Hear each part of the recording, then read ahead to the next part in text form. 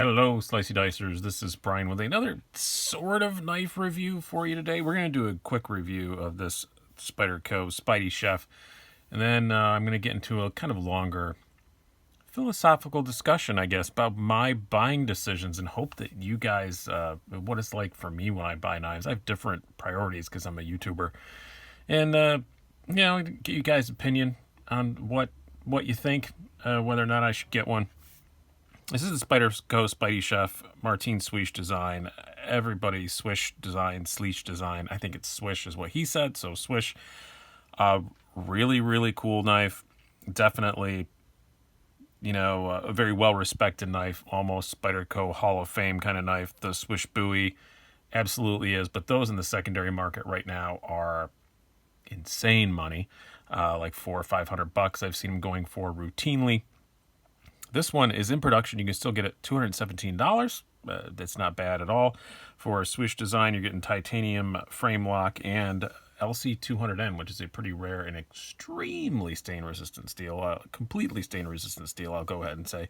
You can do just about anything you want to this, and it's not going to corrode at all. And holds an edge pretty good, too. Taichung, Taiwan made, as you can see, the wire pocket clip. The other design he's made for them is the Techno and Techno 2. Those are kind of small, and I've considered one of those, but I don't know. Not being able to afford a Swish Bowie, this is the one I was most eager to try out. I want to thank Parsons Blades.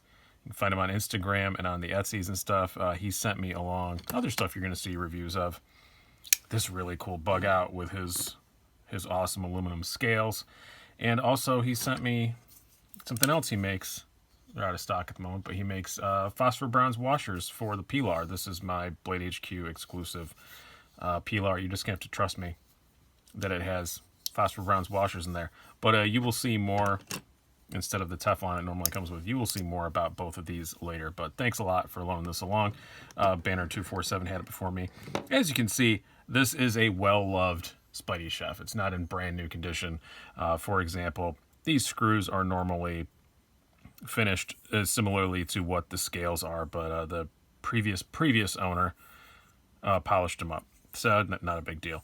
And the blade's been it was resharpened back to factory, a replica of the factory edge. It's not like a custom edge or anything, but this is a well-loved one.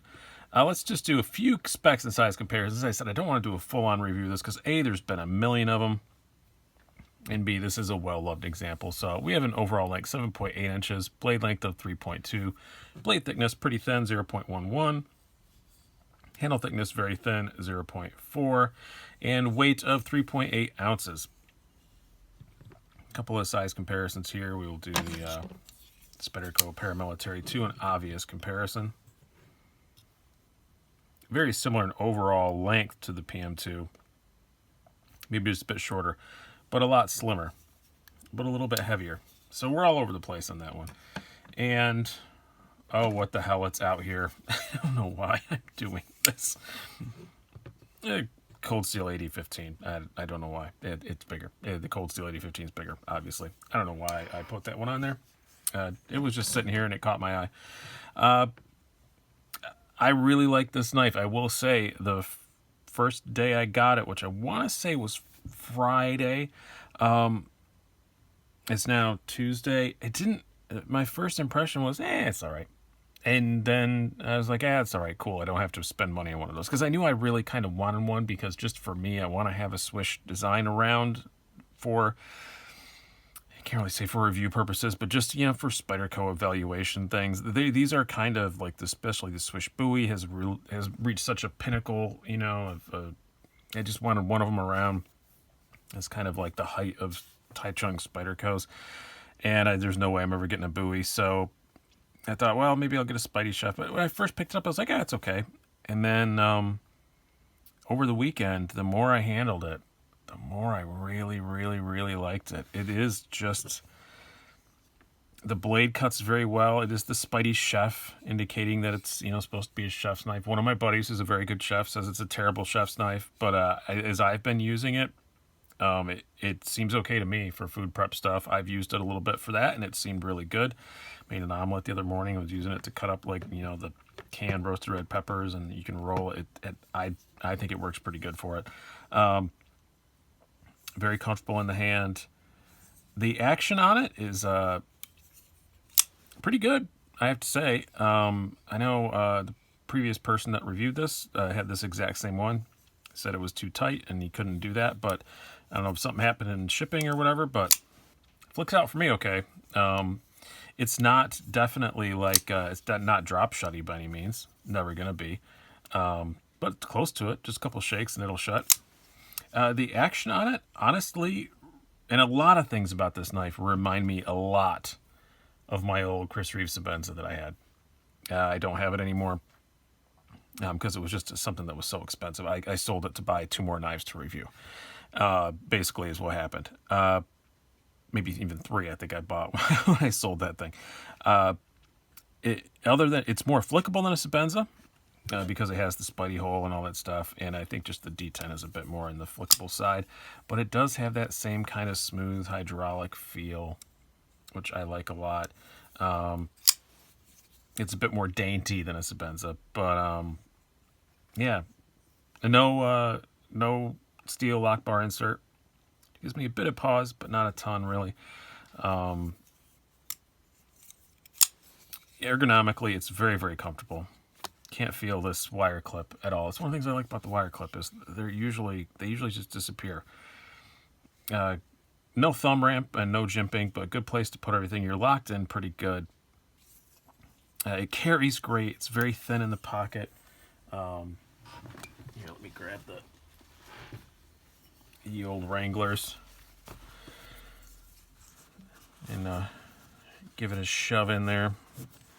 Goes in and out of the pocket super easy, and yeah, not much sticking out. You can definitely get your hand by it and all that stuff very easily. Actually, it's super comfortable to get your hand by. And I'm not going to say it disappears in the pocket, but it gets close to it. And for a knife this size, that's pretty good. Yeah, I've kind of fallen in love with it, and I really, really like it. I even asked the guy, the guy from Parsons Blaze, would you sell it? And he was like, no, because I can get him at wholesale. So I would have made him a very poor offer, I'm sure. But here's what leads to the discussion part of this video. So here's the deal. Yes, does Slicey Dicey make money? Yeah, not much, and not much at all. And I hope that gets better as time goes on. But right now, I really have to think things out. And there's already been a bunch of reviews of this. If I bought one of these, it would be just for me. It wouldn't be for the channel. I couldn't really make a justification for that.